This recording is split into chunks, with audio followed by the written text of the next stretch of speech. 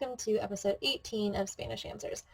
I apologize, this technically should be episode 19, but about 2 weeks ago I was not feeling well. I'm still not quite all the way better, but the show must go on, right? So I thought today's episode would be kind of like an ode to summer, a farewell, if you will. I know some of you are very sad that summer is going, and that I believe it's, September 23rd is the first day of fall. But others of you, like me, are rejoicing that the ridiculously hot days are almost over and we get to enjoy things like pumpkin and pumpkin pie and pumpkin bread and basically all things pumpkin. That'll be next episode where we talk about fall. For this episode, we'll try and focus on summer and about how it will gloriously soon be over. So, all right, let's go ahead and get started. So, as we get ready for September 23rd, the best time of the year starts up at that point. Let's go ahead and say a fond farewell to summer by discussing some key summer vocabulary. Obviously, we need to start with summer, so el verano. El verano. That's V-E-R-A-N-O. El verano. Remember that in Spanish, that V sound has kind of that weird like V and B combination together. So vacation is las vacaciones. Las vacaciones. And to go on vacation is tomarse vacaciones. You can also say vacacionar or irse de vacaciones. I think the first is more Latin American and the second is more for if you're in Spain. But go ahead and send me an email or thoughts if you think that that is wrong. So to travel, which is very important for summertime with all the vacationing going on, you have viajar, V-I-A-J-A-R, viajar. So you could travel in different ways, right? You can drive, conducir. You can fly, volar. You can walk, caminar. And you can hike, hacer senderismo. Now, one thing to remember is that in Latin America, conducir is actually manejar. So you can say conducir to drive or manejar. Entonces, yo quiero vacacionar el verano que viene. Yo voy a conducir a las montañas. I want to go on vacation this summer. I'm going to drive to the mountains. Yo quiero vacacionar el verano que viene. Yo voy a conducir o manejar a las montañas. Okay, swim, to swim, something very important for summertime to survive the heat, is nadar, N-A-D-A-R, nadar. And you can swim at the beach, la playa, where you also want to have some rest and relaxation. Descanso y recuperación. Descanso y recuperación.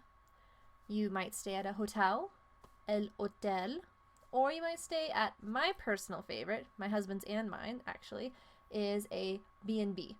So in Spanish, you can say alojamiento y desayuno, lodging and breakfast basically, or cama y desayuno, literally bed and breakfast. So alojamiento y desayuno or cama y desayuno.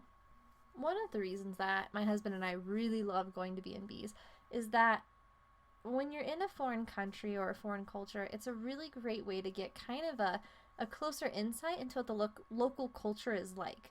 Rather than if you were to stay at a hotel, you kind of get a feel for maybe what the corporate local culture is like or what they expect international travelers to expect. But B&Bs are quite fantastic. I love them. Okay, so moving on to more vocabulary. We've got hot. So this is a tricky word to translate. If you're talking about hot food, you'd say caliente. If you're talking about spicy food, it's picante. And if you're talking about the weather, like July is a really hot month, you'd say Julio es un mes muy caluroso. Or you could say Julio es un mes muy caliente. But if you're just saying today it's hot outside, today it's hot, you could say hace calor. Hace calor. So keep in mind the context of how you're trying to describe that something is hot. If the weather is sunny, está soleado. And I don't know about you, but my husband and I tried to start a garden with some relative success. We're actually quite pleased that anything really grew this year. We were not sure we'd get anything. So, garden is el jardín for the noun, el jardín. But if you want to talk about to garden, it's cultivar, cultivar. And then, of course, we also have those long summer days, so long days, los días largos. And, of course, there's the summer solstice, where you have the longest day of the year, and that's el solsticio de verano. The summer solstice, el solsticio de verano. And, of course, summer nights, who doesn't love those? Las noches de verano, unless, of course, you don't have air conditioning, in which case they are not your favorite. Outdoor concerts, los conciertos al aire libre. Los conciertos al aire libre. Then there's going to the park, el parque, so el parque, where, of course, you want to have a picnic. So I saw there are many different ways of saying this, so please feel free to send me the way that you are most familiar with. But there's el picnic, very anglicized. There's dia de campo. I've also seen excursión al campo, comida campestre. Let's see, an example would be like a picnic lunch could be almuerzo campestre. To go on a picnic is irse de picnic, or irse de dia de campo, or hacer un picnic. So take your pick. I've also put a link to Enchufe TV's sketch for a family picnic in the show notes if you would like to enjoy it. It is PG-13, but it is entertaining and seemed relevant to our topic. So, enjoy. Now, this wouldn't be a complete summer episode if we didn't talk about some cool summer festivals in the Spanish-speaking world. So, for this episode, we're going to focus on Spain. And I've got 3 that I found and actually had never heard of prior to this episode, but I am delighted that they exist. For example, Tomatina Festival. Tomatina, yes. There is a reason why the word tomato is basically in that sense. So when does this happen? It happens at the end of August. Where does it happen? In Buñol, Valencia. What happens? Basically, it's the biggest food fight ever with tomatoes. So they drop a slice of ham from a pole in the town square to start it all off, and then these huge trucks with tomatoes come into the square, and basically people begin pelting each other with tomatoes. Fantastic. What I want to know is, what does the town's cleanup look like for the buildings? Like, does the tomato sauce ever come off? Ever? This is just mind-boggling. Then, of course, there's the August Fair. So it's in the middle of August in Malaga, Andalusia.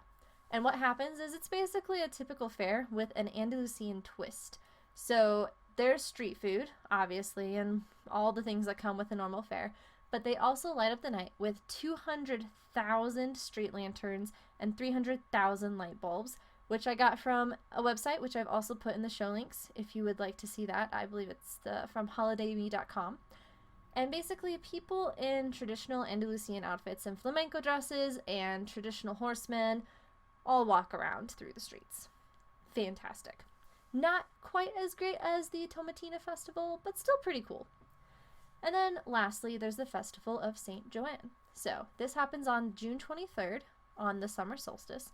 It happens, I think it's celebrated all over Spain. I'm not positive. I need to figure this out. But one of the largest festivals is held in Valencia, which is in Valencia province, right? So that's pretty cool. What happens? There are bonfires, there's swimming in the ocean at midnight, and there are fireworks. So the idea is that if you jump over the bonfire 3 times, then you'll be cleansed and purified. Don't recommend actually doing that. That sounds like a really, really bad idea. But, you know, that's the myth. And then if you swim at midnight in the Atlantic Ocean, the idea is that your soul is also going to be cleansed. So, again, don't know if I would recommend doing that, especially if you have been enjoying yourself at the festival with alcoholic beverages.